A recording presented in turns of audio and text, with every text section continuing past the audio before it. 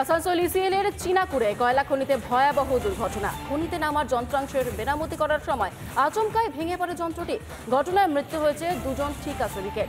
দেহ উদ্ধারের পর ক্ষোভে ফেটে পড়েছেন স্থানীয় মানুষজন। ঘটনা খনি এলাকায় চরম উত্তেজনা ছড়িয়েছে।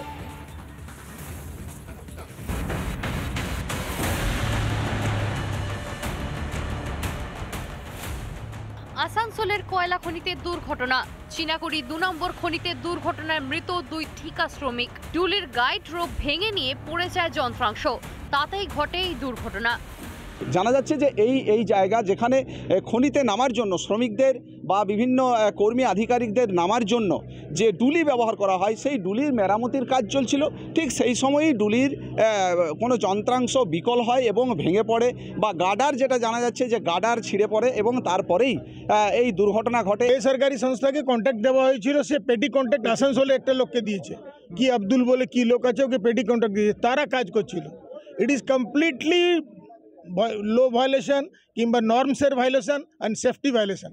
मतलब कि 2013 से बंद पड़ा हुआ है। इसमें मतलब कि इससे श्रमिक भी जाते थे लोग, जो पंप ऑपरेटर हैं, माइनिंग मैन है, ओवरमैन है, इंजीनियर है, आपका फोरमैन, इलेक्ट्रिकल, सब लोग जाते थे और देख रेख करते थे। सब चालू है, लेकिन कोई इन राइटिंग नहीं है। এশিয়ার গভীরতম কয়লা খনি বলে পরিচিত এই চীনাকুড়ি কয়লা খনি, আপাতত কয়লা উত্তোলনের কাজ বন্ধ রয়েছে এই খনিতে, এমনটাই দাবি আধিকারিকদের। সূত্রের খবর, দুর্ঘটনার সঙ্গে সঙ্গেই মৃত্যু হয় এক শ্রমিকের। মৃতের নাম অশোক বাউরি।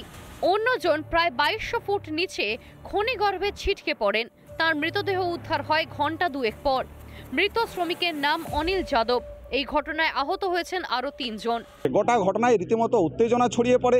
এলাকার আশেপাশে অন্যান্য যারা খনি শ্রমিক তারা ঘটনাস্থলে ছুটে আসেন এবং এলাকার মানুষ ছুটে আসেন, এবং যারা এখানে ছিলেন তারা কিন্তু যে মৃত্যু হয়েছে ঠিকা শ্রমিকদের, তাদের যে ক্ষতিপূরণ, সেই ক্ষতিপূরণেরও তারা কিন্তু দাবি জানিয়েছেন। আসানসোল থেকে কৌশিকের সঙ্গে ব্রজ ব্যানার্জি, রিপাবলিক বাংলা। পাল্টাচ্ছে প্রতিনিয়ত। লোকসভার আগে পাহাড়ে পদ্মের শক্তি বৃদ্ধি। বিজেপিতে যোগদান হামলা পার্টির 6 কাউন্সিলরের। রাজু বিস্তার হাত ধরেই বিজেপিতে যোগদান তাদের। লোকসভা নির্বাচন সামনেই, আর লোকসভা নির্বাচনের আগেই পাহাড়ের পদ্মের শক্তি বৃদ্ধি।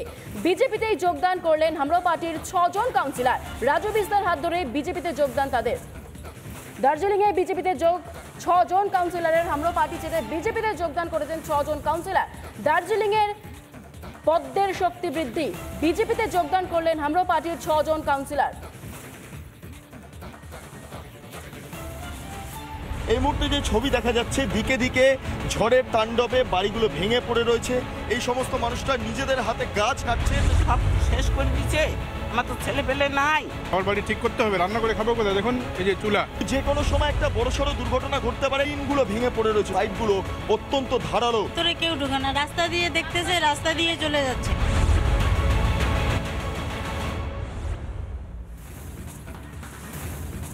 ভোটের আগে ফের সরানো হলো সৌম্য রায়কে। নির্বাচনের সঙ্গে কোনো সম্পর্ক নেই এমন কাজে কলকাতা পুলিশের দক্ষিণ পশ্চিম ডিভিশনের ডিসিকে সরানোর নির্দেশ কমিশনের। আর এই নির্দেশ সামনে আসতেই ফুঁসে উঠলেন সৌম্য রায়ের স্ত্রী, তৃণমূল বিধায়ক লাভলি মৈত্র।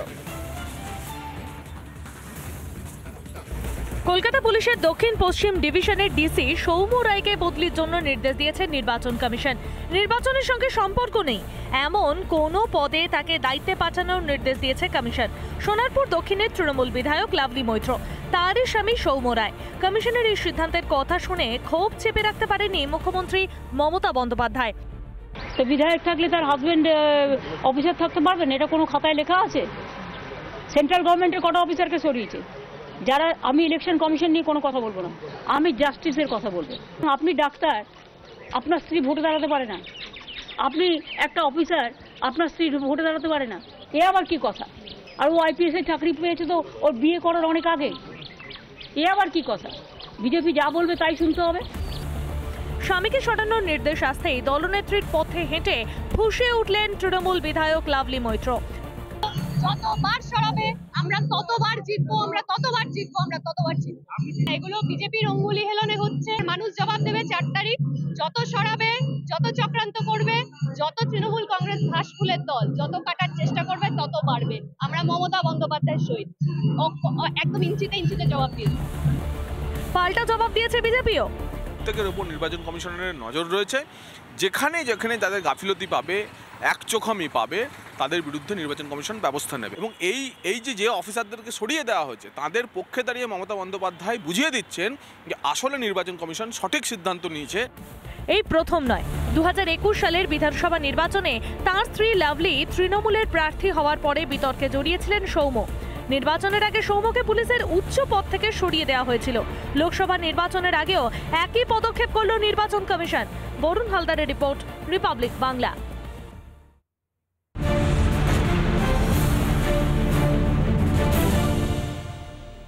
দার্জিলিং লোকসভা কেন্দ্রের নির্বাচনী চিত্র একটু নজর রাখা যাক লোকসভা ভোটের প্রচারের দিকে। এবার স্ত্রীকে সামনে রেখেই প্রচার। বর্ধমান দুর্গাপুরের তৃণমূল প্রার্থী কীর্তি আজাদের স্ত্রীকে সোজা দিল্লি থেকে উড়িয়ে আনলেন। এরপর হুইল চেয়ারে বসিয়েই ঘোরালেন দুর্গাপুর হস্টেল অ্যাভিনিউয়ে।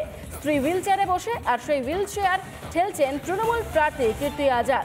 স্বামীর হয়ে করজোরে নমস্কার করে ভোট চাইছেন তিনি। আর এই ছবি সামনে আসতেই ধেয়ে এসেছে বিরোধীদের আক্রমণ। স্ত্রীকে সামনে রেখেই প্রচার সারছেন বর্ধমান দুর্গাপুরের তৃণমূল প্রার্থী কীর্তি আজাদ। বিজেপি বিধায়ক লক্ষণ গড়ি এই ঘটনায় কি জানিয়েছেন শোনাবো। আমরা এখনই খবর পেলাম তৃণমূল কংগ্রেসের প্রার্থী কীর্তি আজাদ তিনি তার বিশেষকে নিয়ে এসে পরে হুইল চেয়ারে বসে প্রচার করছেন। স্বাভাবিক আছে তিনি বুঝতে পেরেছেন যে দুর্গাপুরের মাটিটা বিজেপি শক্ত ঘাঁটি, আর তৃণমূলের কাছ থেকে তিনি ঘাট ধাক্কা খাচ্ছেন। আমরা এই গ্রামে প্রচার করতে গিয়ে মাথায় হাত দিয়ে তিনি রাম রাম নাম করছিলেন মন্দিরের মধ্যে। তাই তিনি বুঝে গেছেন একদিকে বিজেপি, তার দলের লোকেরা তাকে ঘাট ধাক্কা দিচ্ছে, তুমি যাই কোথায়। তাই এখন লাস্ট ভরসা হচ্ছে তার স্ত্রীকে নিয়ে এসে হুইল চেয়ারে বসে নাটক শুরু করেছেন। আর এই নাটক করতে দিদিমণি আমাদের 21 সালে তিনি সাফল্য পেয়েছিলেন। তাই তিনি ভাবছেন তার বিশেষকে এসে সহানুভূতির ভোটে আদায় করবেন। আর এই প্রচার ঘিরে কংগ্রেসের জেলা সভাপতি দেবেশ চক্রবর্তী তার ঠিকই বক্তব্য শোনাবো। দেখুন, সবে তো নাটক শুরু, এখনো বহু নাটক দেখতে হবে। এটা নট্য কোম্পানির গ্রুপ দিদিমণির। গত বিধানসভা ভোটে দিদিমণি ওই খোঁড়া পায়ের নাটক করেছেন। এবারে এখন প্রার্থী বহিরাগত, পাশের রাজ্য থেকে এসছে, তাকে কেউ চেনে না, তাকে এখন ফেরি করতে হবে, ভোট বৈতরণী পার করতে হবে। তাই দিদি গতবারের নাটকটা এবার তিনি তার বউকে দিয়ে করাবার চেষ্টা করছেন। একদিকে উত্তরবঙ্গে যেরকম ঘূর্ণিঝড়ের দাপট, তার পাশাপাশি দক্ষিণবঙ্গের জেলাগুলোতে সকালবেলায় মেঘলা আকাশ থাকলেও যত বেলা বাড়ছে ততই যেন হাঁসফাঁস গরম অনুভূত হচ্ছে।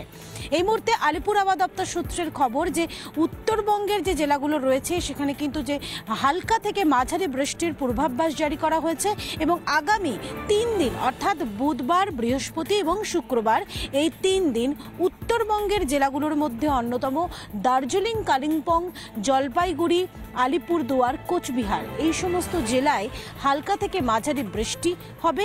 এছাড়াও দক্ষিণবঙ্গের যে জেলাগুলো রয়েছে সেগুলো আগামী 7 দিনের মধ্যে বৃষ্টির সম্ভাবনা রয়েছে। তার অন্যতম কারণ উত্তর এবং বাংলাদেশের ওপর একটি ঘূর্ণাবর্ত তৈরি হয়েছে এবং যে ঘূর্ণাবর্তের জেরে বঙ্গোপসাগর থেকে প্রচুর পরিমাণে জলীয় বাষ্প এ রাজ্যে প্রবেশ করছে। ক্যামেরায় ওয়াসিম আহমেদের সঙ্গে রিপোর্ট, রিপাবলিক বাংলা, কলকাতা।